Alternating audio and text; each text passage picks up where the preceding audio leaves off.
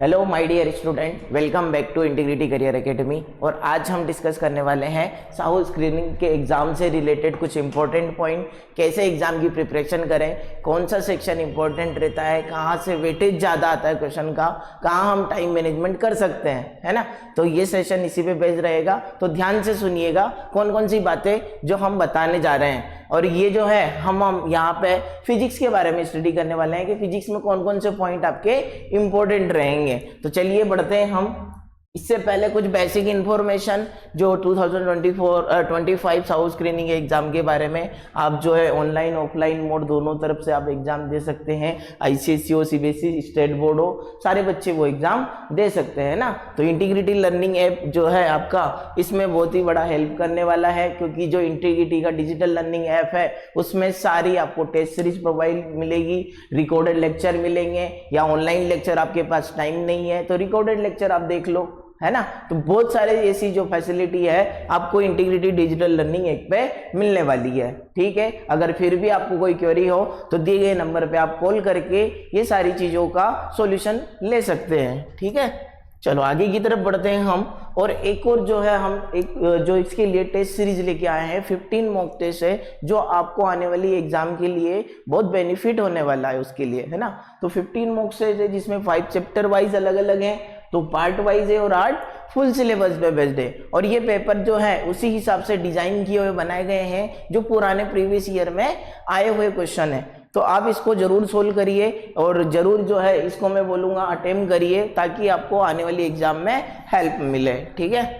चलो अगली की तरफ बढ़ते हैं हम। ब्रह्मास्त्र नाम से ही पता चल रहा है ये 15 डेज फॉर लास्ट जो टेस्ट सीरीज होगा, बुकलेट वगैरह, ये सारी चीजों का सॉल्यूशन आपके पास मिलने वाला है। बुकलेट में भी आपके पास 2 एक्सरसाइज है।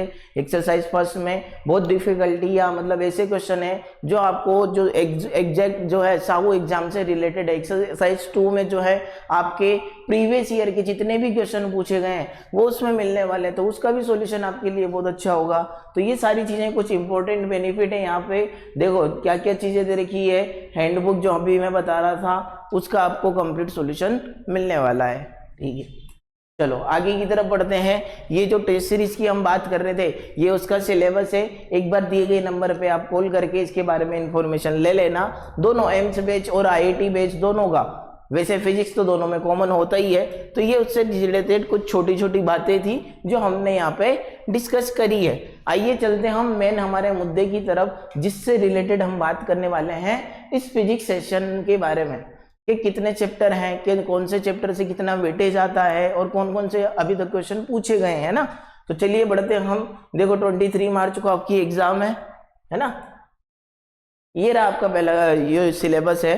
टोटल जो हमारे फिजिक्स में है 12 चैप्टर है, और 12 चैप्टर में अगर प्रीवियस ईयर की मैं बात करूं तो 25 क्वेश्चन के आसपास जो है 2024 में पूछे गए थे। तो ऑब्वियसली बात है कि अगर जो 11 के चैप्टर थे तो 11 टू 22 जो क्वेश्चन तो वैसे ही हो रहे हैं, तो हर चैप्टर से 2 या 3 क्वेश्चन तो आने ही हैं। हर चैप्टर से 2 या 3 क्वेश्चन आने हैं। अब ऐसा नहीं है, मैं 2024 के हिसाब से बता रहा हूँ, हर चैप्टर का वेटेज जो है वो उतना ही है। हर एवरेज 2 to 3 क्वेश्चन, 3 या 4 चैप्टर ऐसे हैं जिससे कम पूछ लेंगे, है ना। वो मैं अब जो 1 by 1 चैप्टर डिस्कस करेंगे उसमें हम बता देंगे। पहला चैप्टर क्या है, मोशन इन 1D, है ना। पहला वाला जो चैप्टर है वो क्या है, मोशन इन 1D। तो देखो मोशन इन 1D में ये पूरे के चारों चैप्टर किस में आते हैं, मैकेनिक्स के अंदर आते हैं। 1D laws of motion, work energy और ग्रेविटेशन। अब मैकेनिक्स वाला पार्ट इसलिए इंपॉर्टेंट है क्योंकि इसमें खुद से जो है 15 क्वेश्चन के आसपास पूरे पेपर में आपको मिल सकते हैं। 12 से 15 क्वेश्चन जो है इन मैकेनिक्स वाले चैप्टर से मिल सकते हैं। और चारों में सबसे ज्यादा इंपॉर्टेंट मैं बोलूं ये मोशन इन 1D वाला चैप्टर है। देखो कितने अभी तक 40 क्वेश्चन के आसपास जो है पूछे गए हैं। एवरेज बोलूं तो मैं 3 क्वेश्चन हर बार आते हैं, 2 या 3 क्वेश्चन हर बार आते हैं। क्योंकि क्या हुआ कि कभी कभी वर्क एनर्जी से कम पूछ ले तो वो एक क्वेश्चन जो इसका एक्स्ट्रा हुआ है वो मोशन इन 1D से ही आएगा। तो इन चारों में सबसे ज्यादा जो इंपॉर्टेंट है ये है। दूसरे नंबर पे मैं बोलूंगा ग्रेविटेशन है। इन दोनों का वेटेज इन दोनों के कंपैरिजन में थोड़ा सा ज्यादा रहता है। तो इसमें क्या क्या चीजें हैं, एक तो है आपका क्या इक्वेशन ऑफ मोशन, और दूसरा मैं बात कर रहा हूं क्या, ग्राफ से रिलेटेड क्वेश्चन। ग्राफ से रिलेटेड क्वेश्चन हर पेपर में आपको दिखेंगे। तो ग्राफ एक बार तीनों ग्राफ पढ़ लेना आप, acceleration, velocity, distance, time graph, और ये जो यूनिफॉर्म मोशन की हम बात कर रहे हैं या इक्वेशन ऑफ मोशन की बात कर रहे हैं हम, इससे रिलेटेड आपको क्वेश्चन करने हैं। वही है सिंपल सा, यूनिफॉर्म एक्सेलरेशन कितने टाइम एक्सेलरेशन होगा, कितनी डिस्प्लेसमेंट उसने कवर करी। तो ये छोटे छोटे, ना कोई ज़्यादा डेप्थ है इसकी, है ना, बिल्कुल इजी क्वेश्चन पूछे गए हैं ना। आप बोलो मॉडरेट लेवल भी नहीं मानूंगा मैं, तो इजी टू मॉडरेट वाला जो है इसका लेवल रहता है। दूसरे नंबर पे लॉज ऑफ मोशन 26 क्वेश्चन है। इसमें सबसे इंपॉर्टेंट कौन सा है? Second law of motion. First तो नहीं है, सेकंड लॉ से बहुत सारे क्वेश्चन पूछे जाते हैं। इसी में मोमेंटम वाला कॉन्सेप्ट आ गया आपका, और यहाँ पे कंजर्वेशन ऑफ मोमेंटम जो थर्ड लॉ के अंदर आता है, मतलब जो कोलाइड करने के बाद, सेपरेट होने के बाद उसकी वेलोसिटी, तो मोमेंटम। और सेकंड लॉ जो फोर्स से रिलेटेड, जिसमें इक्वेशन ऑफ मोशन भी यूज होती है, वो 2 या 3 कॉन्सेप्ट है जो इस चैप्टर में अभी तक पूछे गए। देखो कितने क्वेश्चन है, 26 क्वेश्चन के आसपास क्वेश्चन पूछे गए अभी तक। एवरेज वही है इनका जो है 2 से 3 जा रहा था, तो इनका 2 आ रहा है ना। बस वर्क एनर्जी, इससे और कम क्वेश्चन पूछे गए हैं। इसमें सबसे ज्यादा इंपॉर्टेंट जो है आपकी वर्क एनर्जी थ्योरम है, और energy kinetic potential energy, kinetic potential momentum दोनों में रिलेशन है, उससे बहुत सारे क्वेश्चन आते हैं। जैसे एक को 100% इंक्रीज कर दिया तो दूसरी क्वांटिटी कितने, इसमें भी कुछ ग्राफ होते हैं वर्क पावर एनर्जी में, है ना, एनर्जी, टाइम एनर्जी या काइनेटिक एनर्जी मोमेंटम के रिलेशन में। तो ये कुछ 3-4 ग्राफ हैं, वो एक बार आप देखना जरूर, क्योंकि ग्राफ जो है इसमें पूछे गए। दूसरा मैंने बताया क्या, वर्क एनर्जी थ्योरम, उससे जो वर्क डन से जो भी चेंज इन काइनेटिक एनर्जी वाला कॉन्सेप्ट है, वो एक कॉन्सेप्ट आपके सारे क्लियर होने चाहिए। ठीक है, अगला क्वेश्चन है जो चैप्टर है, सॉरी, ग्रेविटेशन है ना। तो ग्रेविटेशन जो है, अब इन चारों में बता रहा है, तो सबसे पहले तो मोशन इन 1D था, दूसरे नंबर पे आपका क्या आ रहा है, ग्रेविटेशन आ रहा है। तो इस चैप्टर को भी अच्छे से पढ़ के जाना। आपने देखा होगा पेपर में डायरेक्शन वाले क्वेश्चन आते हैं, डायरेक्शन मतलब 2 क्वेश्चन के एक साथ डायरेक्शन या प्रेसेस दे दिया जाता है, तो इसमें से डायरेक्शन वाले क्वेश्चन बहुत सारे पूछे जाते हैं। तो 2 तो वैसे ही एक ही डायरेक्शन में आएंगे, तो 2 क्वेश्चन तो वैसे एक साथ आ गए, और एक आध क्वेश्चन और एक्स्ट्रा आ जाएगा। तो ग्रेविटेशन से क्वेश्चन बनता ही है। एवरेज सभी का 2 to 3 क्वेश्चन ही है, क्योंकि वैसे ही 12 चैप्टर है ना। अब 25 क्वेश्चन आने, अगर 2024 की हम बात करें तो हर चैप्टर के हिसाब से एवरेज 2 क्वेश्चन ही जा रहे हैं, एक क्वेश्चन और एक्स्ट्रा बन रहा है। तो वो आपका मैकेनिक्स वाला पार्ट या इलेक्ट्रिसिटी या लाइट, तीनों में से कहीं एक में जाएगा, या ज्यादा से ज्यादा चांस तो वो मेरा कहाँ जा रहा है, इलेक्ट्रिसिटी वाले पे डाउट जा रहा है, मतलब उससे थोड़े से ज्यादा क्वेश्चन पूछ ले, है ना। तो अगला जो चैप्टर है हमारा कौन सा है, फ्लूइड मैकेनिक्स, है ना। तो अब ये जो फ्लूइड मैकेनिक्स के बारे में हम बात करने वाले हैं, इसका एवरेज जो है बहुत कम एवरेज है। अभी तक 14 से 15 क्वेश्चन ही अभी पूछे हैं फ्लूइड मैकेनिक्स वाले चैप्टर में। इसमें जो सबसे इंपॉर्टेंट होने वाला है आपका कौन सा, आर्किमिडीज प्रिंसिपल, और एक बात करूं मैं कौन सा, बायन फोर्स। जो आप बायन फोर्स और आर्किमिडीज प्रिंसिपल है, जो फ्लोटेशन वाले रूल है, ये दोनों पे क्वेश्चन आते हैं, है ना। उसका वेट लॉस होता है पानी में, है जो कितना वजन आएगा, कितना वॉल्यूम में डेंसिटी है, ये सारी चीजें उसी के अंदर आती है। तो आर्किमिडीज प्रिंसिपल और बायनसी से रिलेटेड जितने भी न्यूमेरिकल प्रॉब्लम है उनको एक बार जरूर सोल्व करके जाना आप, है ना। तो ये थोड़ा सा वेटेज कम है पर प्लस पॉइंट है, क्योंकि ज्यादा इतना डिफिकल्टी लेवल होता नहीं है। ये तीनों चैप्टर की बात कर रहा हूं मैं, फ्लूइड, साउंड, हीट, और हाँ ये साउंड से भी 13 से 14 क्वेश्चन पूछे अभी भी, तो हीट से भी इतने ही क्वेश्चन पूछे हैं, 18 to 20 के आसपास। अब ये सिलेबस ध्यान से देखना आप, ये स्टेट बोर्ड का सिलेबस है, इसने क्लियरली मेंशन कर रखा है यहाँ पे 8 क्लास और 10 क्लास। तो थोड़ा सा सिलेबस लेंदी हो गया है ना। यहाँ पे थोड़ा सा सिलेबस क्या हो गया है, लेंदी हो गया है। तो हमें वेटेज उतना ही है, इनका वेटेज उतना ही है, कोई ज्यादा नहीं है। तो सबसे पहले फ्लूइड का तो मैंने बात कर दिया। साउंड में, अब साउंड में आपको कैरेक्टरिस्टिक ऑफ साउंड तो आते ही है ना। Characteristic of sound, characteristic of wave, जो वेवलेंथ हो गया, एम्पलीट्यूड वगैरह, इनसे रिलेटेड कुछ छोटे मोटे न्यूमेरिकल आते हैं। और दूसरा जो इको वाला, 3 कॉन्सेप्ट में बता रहा हूँ क्या, एक तो यहाँ पे आएगा क्या, frequency of sound wave, velocity, reflection of sound. Reflection of sound में ही आता है वो कौन सा, ये बात कर रहा हूँ मैं इको वाले क्वेश्चन। इको वाले क्वेश्चन से न्यूमेरिकल आते हैं, है ना। कितनी डिस्टेंस होनी चाहिए इको के लिए, 17, और टाइमिंग कितना होना चाहिए, 1/10, 2 साउंड की डिफरेंस होना है। तो ऐसे क्वेश्चन पूछते हैं थ्योरी बेस्ड।